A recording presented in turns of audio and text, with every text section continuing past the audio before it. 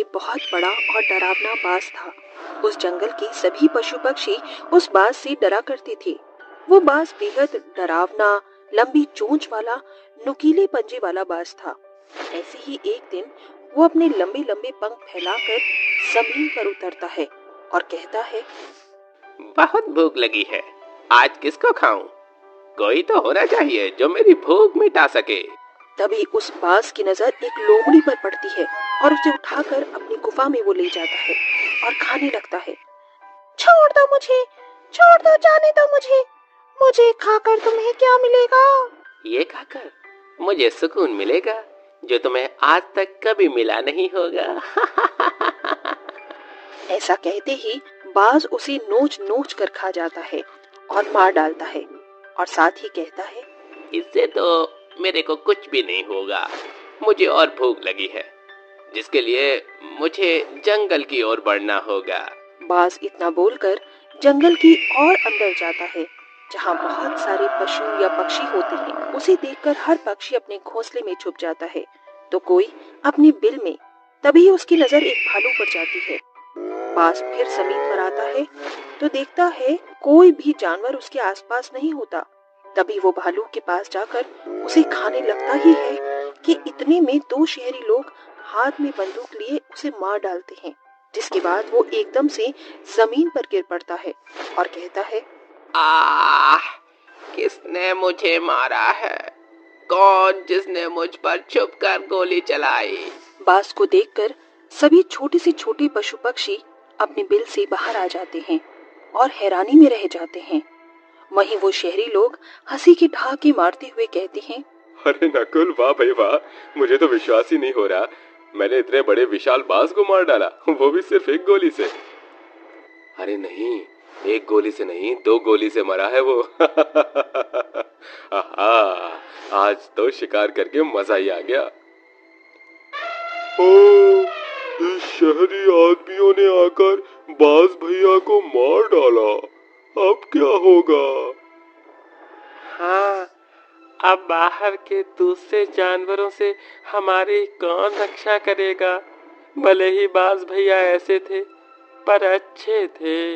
एक तरफ जंगल के सभी पशु पक्षी डरने लग गए, वहीं दूसरी तरफ वो शहरी आदमी आसमान में बंदूक चलाते हैं, जिसकी तेज आवाज सुनकर सभी पशु पक्षी डर कर दूसरी दिशा में भागने लगते हैं। बाज तड़प तड़प कर मर जाता है। रात के समय उस बाज की आत्मा उसके शरीर में से निकलती है, जिसके बाद वो बेहद खतरनाक और डरावना दिख रहा था और गुस्से में वो कहता है, जिन लोगों ने मुझे बेमौत मारा है उनको मैं जिंदा नहीं छोड़ूंगा, उन्हें भी मेरी तरह मरना होगा। आ रहा है ये भूतिया विशाल बाज, आ रहा है जिससे कोई भी नहीं बच पाएगा। ऐसा कहते ही वो बाज शहर की ओर बढ़ जाता है और उन लोगों को ढूंढने लगता है, क्योंकि मरते वक्त बाज की आंखों में उन शहरी लोगों की छवि रह गई थी। उन लोगों को ढूंढते हुए बाज को एक महीना बीत जाता है, लेकिन वो लोग कहीं नहीं मिलते। तभी उड़ते हुए वो नदी किनारे जाता है और कहता है, अब मैं और सब्र नहीं रख सकता, उन दोनों को मार डालूंगा, बस एक बार मिल जाए, किसी को नहीं बख्शूंगा।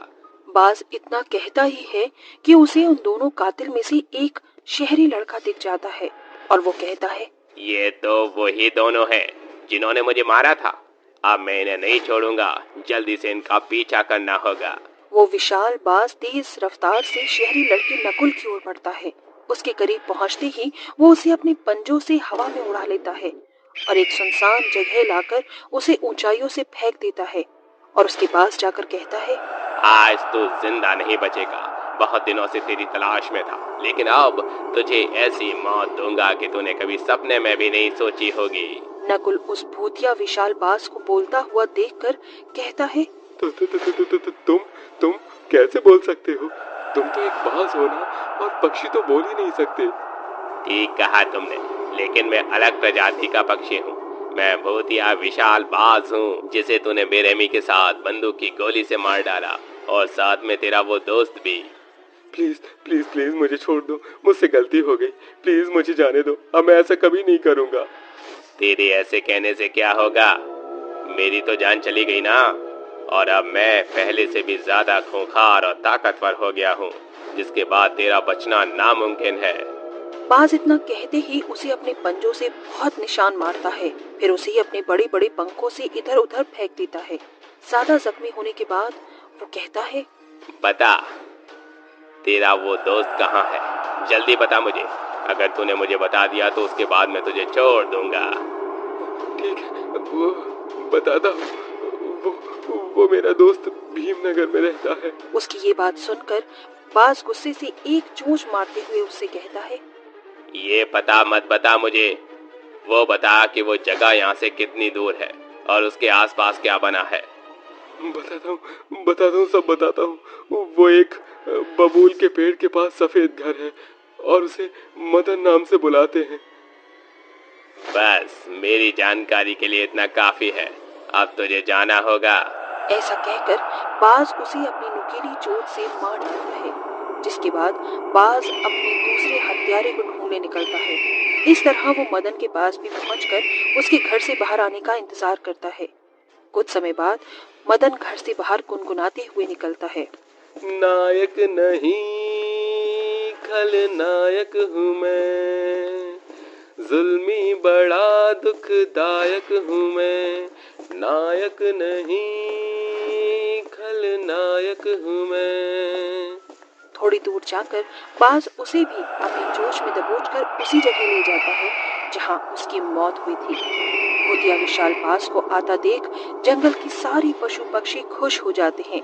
तभी भूतिया बाज उसे फेंक कर कहता है, आखिर तू भी मेरे हत्थे चढ़ी गया, अब तेरा बचना नामुमकिन है।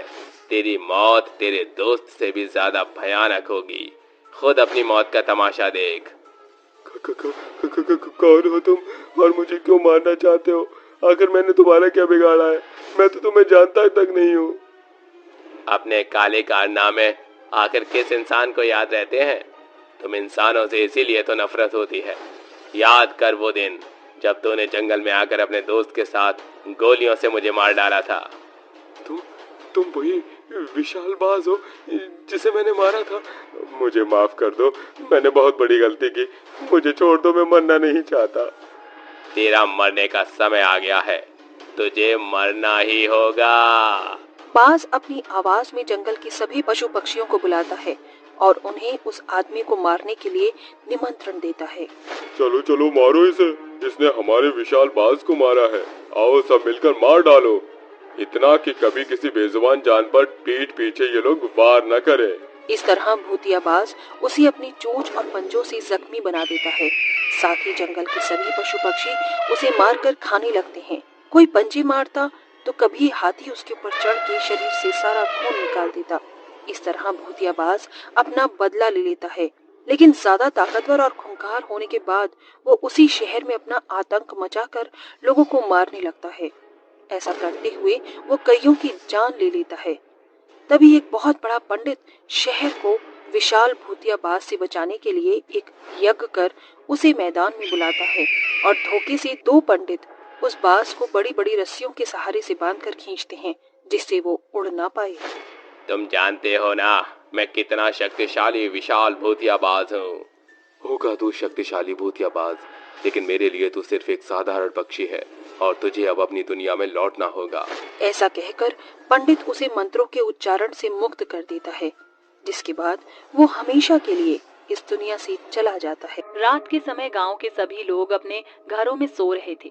तभी एक अजीब सी भिन्न भिन्न की आवाज पूरे गांव में गूंजने लगती है, जिसकी वजह से गांव वालों को नींद नहीं आती। तभी एक बहुत ही भयानक भेड़िया एक मच्छर के ऊपर उड़ते हुए गांव में पहुंच जाता है। कहाँ गए गांव वालों? जल्दी से बाहर निकलो, तुम लोगों को खाकर मैं अपना पेट भरूंगा। भेड़िए की आवाज सुनकर गांव के सभी लोग चुपचाप अपने घरों में सो जाते हैं। जिसके बाद भेड़िया अपने पालतू मच्छर से कहता है, ए मेरे भूतिया मच्छर, अपना कमाल दिखा और मेरे खाने का इंतजाम कर। भेड़िए के इतना कहते ही भूतिया मच्छर बहुत ही तेज आवाज में भिनभिनाने लगता है, जिसकी आवाज से गांव के लोगों की नींद हराम हो जाती है और उनके कान दर्द करने लगते हैं। लेकिन कुछ समय बाद ही गांव के कुछ लोग भेड़िए के पालतू मच्छर की भिन्न भिन्न की आवाज से आकर्षित हो जाते हैं और अपने घरों से बाहर निकलकर भेड़िए के सामने आकर खड़े हो जाते हैं, जिन्हें देखकर भेड़िया बहुत खुश होता है और दहाड़ने लगता है।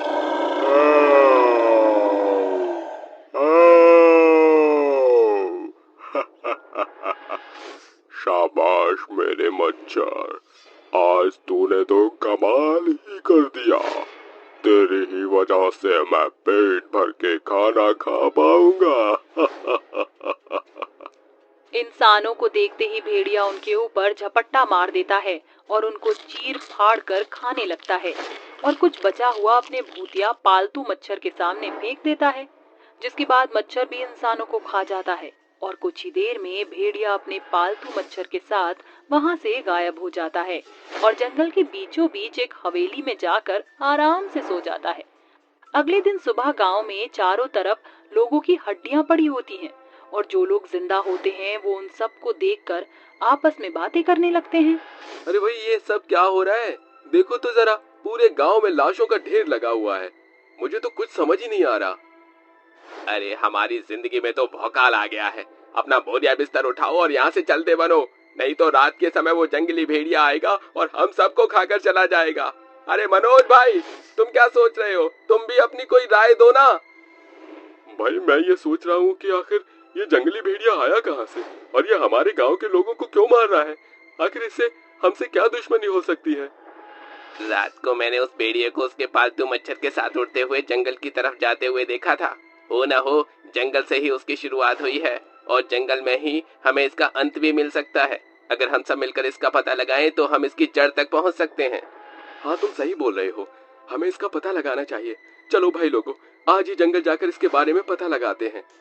उस दिन चारों के चारों जंगल के अंदर उस भेड़िए और उसके पालतू मच्छर को ढूंढ रहे होते हैं, लेकिन कहीं भी उन्हें वह नहीं मिलते, जिसके बाद वह चारों वापस अपने गांव आ जाते हैं और इस बार गांव के सभी लोग बहुत ही सावधानी बरतते हैं और समय पर ही अपने घरों के अंदर जाकर सो जाते हैं। रात होते ही जंगल के बीचों बीच भेड़िए का महल दिखने लगता है, जिसके बाद उस महल के अंदर से भेड़िया अपने पालतू मच्छर की सवारी करते हुए गांव में पहुंच जाता है और अपना शिकार ढूंढने लगता है। कहाँ मर गए सबके सब? कोई भी नहीं दिख रहा बाहर। अब तो हद ही हो गई। मुझे बहुत जोरों की भूख लगी है। जल्दी से मेरे सामने इंसानों को खड़ा करो। तभी भूतिया मच्छर भिनभिनाने लगता है, जिसकी वजह से गांव के कुछ लोग उसकी आवाज की तरफ आकर्षित होते हुए बाहर आ जाते हैं और उन्हें देखकर भेड़िया बहुत प्रसन्न होता है। कैसे निकल आ रहे हैं, जैसे चूहे अपने बिल से निकल कर आ रहे हो। अब इन्हें मैं एक एक करके खा जाऊंगा, जिसके बाद मेरा पेट भर जाएगा।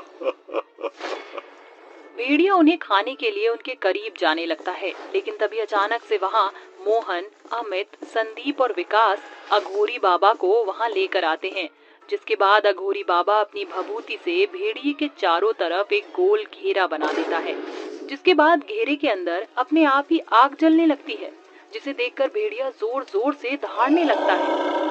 अबे अघोरी, ये तू क्या कर रहा है? तुझे पता है तूने क्या किया है? अब देखना मैं तेरे साथ क्या करूँगा। जानता नहीं है, इसका अंजाम बहुत बुरा होने वाला है।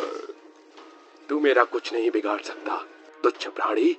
मैं तुझे नर्क के अंदर सड़ा दूंगा, जिसके बाद खतरनाक कीड़े तेरे पूरे शरीर को खा जाएंगे और तुझे बहुत ही दर्दनाक मौत मिलेगी। मुझे ललकार कर बहुत बुरा किया है अघोरी। अब देख मेरा कमाल। तभी भेड़िया अपने पालतू मच्छर से कहता है, मेरे पालतू मच्छर, इनमें से कोई भी बचना नहीं चाहिए। सबके सबको मार दो। भेड़िए के ये कहते ही भूतिया मच्छर दोबारा से भिनभिनाने लगता है और उड़ उड़कर गांव के लोगों को अपना डंक मारने लगता है, ये सब देखकर अघोरी बाबा गुस्से में आ जाता है और जिसके बाद वह अपने मंत्र का जाप करने लगता है। ओम नमो नमो नमो शिरोमणि मच्छर भस्म हो स्वाहा। ओम नमो नमो शिरोमणि मच्छर भस्म हो स्वाहा। जैसे ही अघोरी बाबा मंत्र का जाप करते हैं, भूतिया मच्छर अपने आप ही जलने लगता है, जिसके बाद वह जलते जलते भस्म हो जाता है। ये सब देखकर भेड़िया गुस्से से अघोरी बाबा के ऊपर दहाड़ने लगता है और उनसे कहता है, अरे अघोरी के बच्चे, तूने ये क्या कर दिया? तूने मेरे पालतू मच्छर को ही मार दिया। हाँ, मैंने मार दिया। अब मुझे तू बता कि तू यहाँ क्या कर रहा है और इन गांव वालों को क्यों परेशान कर रहा है? कहाँ से आया है तू आखिर? ये कुछ समय पहले की बात है, जब मैं जंगल में घूमा करता था। लेकिन उस काली रात में जंगल में घूमते घूमते जंगल के बीचों बीच पहुंच गया, जहां मैंने एक बहुत ही बड़ा महल देखा। मैं उसके अंदर घुसा तो बहुत ही ठंडा माहौल था। चारों तरफ मशाल जल रही थी। चलते चलते मैं महल के काफी अंदर पहुंच गया था, जहां एक तांत्रिक बुरी शक्तियों को प्राप्त करने के लिए एक यज्ञ कर रहा था। मैं वहीं खड़ा हुआ चुपचाप उसे देख रहा था। उसने अपनी अग्नि में एक भूतिया मच्छर को बाहर निकाला, जिसके बाद वो उसे देखकर बहुत डर गया था।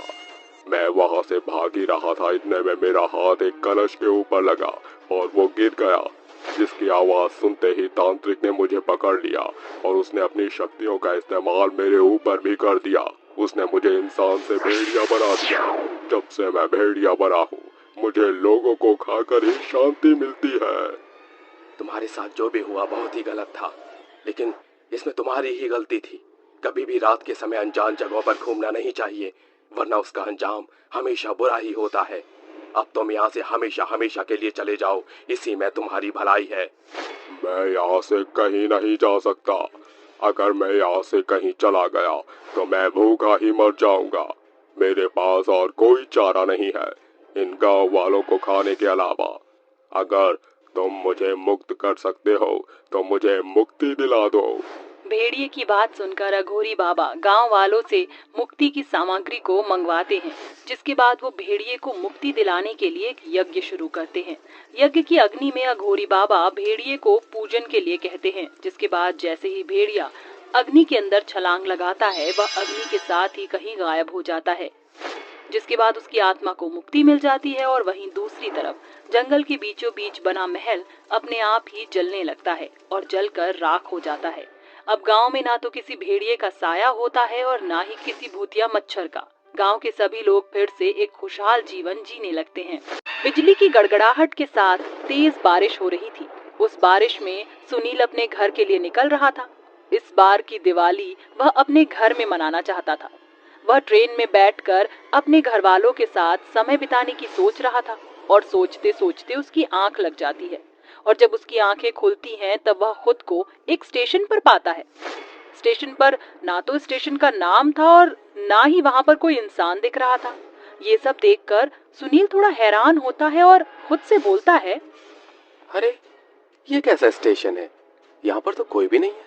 सुनील अपने मन में ये बातें सोचते हुए बाहर की तरफ निकल जाता है, जहां वह देखता है कि तेज बारिश हो रही है और उसे किसी जानवर की आवाज आ रही है। वह गौर से उस आवाज को सुनने लगा और धीरे धीरे उस जानवर की आवाज साफ होती गई। वह किसी भेड़िए की आवाज थी। सुनील बहुत ही डर जाता है और हिम्मत करके आगे की तरफ निकलने लगता है कि तभी उसे एक बार फिर किसी की आवाज आती है, लेकिन इस बार उसके कानों तक किसी जानवर या किसी की आवाज नहीं, बल्कि ऐसी आवाज थी जैसे कि कोई किसी का कच्चा मांस चबा चबा कर खा रहा हो। सुनील पसीने से भीग गया था और वो आगे चलता कि तभी उसके सामने एक औरत जो कि उल्टी हो रखी थी, अचानक ही सुनील के सामने आ जाती थी। उस औरत के चेहरे पर भयानक नाखून के निशान, आंखें काली और चेहरा पीला पड़ा हुआ था। ये देखकर सुनील के हाथ पैर बिल्कुल ठंडे पड़ गए थे। सुनील ये देखकर भागने ही वाला था कि तभी वह पिशाचनी अचानक ही सीधे होकर उसके सामने आ जाती है और उससे बोलती है, तू कहाँ भाग रहा है सुनील? तुम कौन हो और मेरे पीछे क्यों पड़ी हो? तुम गांव जा रहे हो ना? आओ मैं तुम्हें गांव की जन्नत दिखाऊंगी।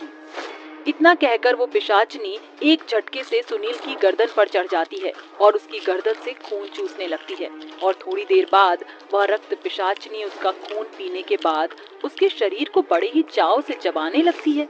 ऐसे ही अब सुबह होने वाली थी और वह रक्त पिशाचनी सुबह की पहली किरण पड़ने से पहले ही वहां से गायब हो जाती है और कुछ समय बाद जैसे ही सुबह होती है कि तभी वहां से गुजरने वाले लोग उस इंसान की भयानक मौत देखकर आपस में बात करते हुए बोलते हैं, इस रास्ते एक इंसान की और मौत हो गई। पता नहीं वो रक्त पिशाचनी और कितने लोगों को मारेगी। हाँ भैया, तुम बिल्कुल सही बोल रहे हो। पता नहीं आखिर इस रास्ते और कितने लोगों की मौत होगी। इस रास्ते पर और कितने लोग अपनी जान गंवाएंगे। वो लोग इतनी बातें करके वहां से चले जाते हैं और कुछ समय बाद एक बार फिर रात हो जाती है और जैसे ही रात होती है वैसे ही वह रक्त पिशाचनी हंसते हुए वहां आ जाती है और बोलती है, मैं जब तक यहाँ हूँ तब तक मैं किसी को भी जिंदा नहीं छोड़ूंगी। मैं सभी का खून पी लूंगी और अपनी शक्तियाँ बढ़ाऊंगी। इतना कहकर वो एक झटके से गायब हो जाती है और कुछ समय बाद वहां पर एक रोहित नाम का लड़का आता है। वो अपने घर की तरफ जाने लगता है कि तभी उसे सामने अचानक ही एक रक्त पिशाचनी आ जाती है। उस रक्त पिशाचनी को देखकर रोहित बहुत ही ज्यादा डर जाता है और डर के मारे अपनी जान बचाकर भागने लगता है। जैसे ही वह भागने की कोशिश करता है कि तभी वह रक्त पिशाचनी एक बार फिर हवा में उड़ते हुए रोहित के गर्दन की तरफ झपटती है कि तभी रोहित के सामने एक आदमी जिसके हाथ में जलती हुई मशाल थी वह आ जाता है। उस मशाल को देखकर रक्त पिशाचनी डर के भाग गई। वह पिशाचनी खून की प्यासी थी। जाते वक्त वह पिशाचनी रोहित से बोलती है, आज तो तू बच गया, लेकिन मैं फिर वापस आऊंगी और तब मैं तुझे नहीं छोड़ूंगी।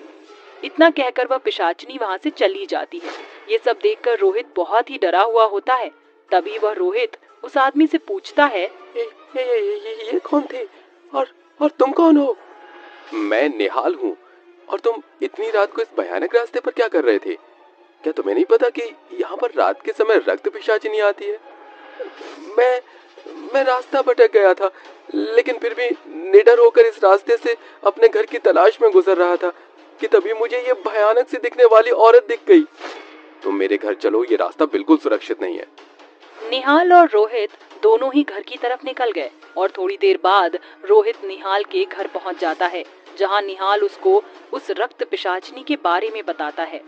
हम सभी गांव वाले अपने गांव में बहुत ही आसान तरीके से जीवन बिता रहे थे, लेकिन कुछ समय बाद हमारे गांव में रक्त पिशाचनी आई। पहले तो ये सिर्फ कुछ लोगों को दिखा करती थी, लेकिन धीरे धीरे इसने लोगों को मारना शुरू कर दिया। पहले हम लोगों ने इस बात पर विश्वास नहीं किया कि यहाँ पर किसी रक्त पिशाचिनी का साया है, लेकिन जब हम लोगों ने खुद अपनी आंखों से देखा तब हमें इस रक्त पिशाचिनी पर विश्वास हुआ। धीरे धीरे आए दिन हमारे इस गांव के इस रोड पर किसी न किसी की लाश दिखती। तब से हम लोगों ने उस रास्ते से रात के समय आना जाना ही बंद कर दिया। हम लोगों ने इस रक्त पिशाचिनी से छुटकारा पाने के लिए हमने अपने इस गांव को कई तांत्रिक बाबाओं को दिखाया, लेकिन हम अपने मकसद में कामयाब नहीं हो पाए। और जितने भी तांत्रिक या बाबा उस रक्त पिशाचिनी से लड़ने के लिए आए, वो सभी उसके सामने हार गए और उस रक्त पिशाचिनी ने उन सबको मार दिया।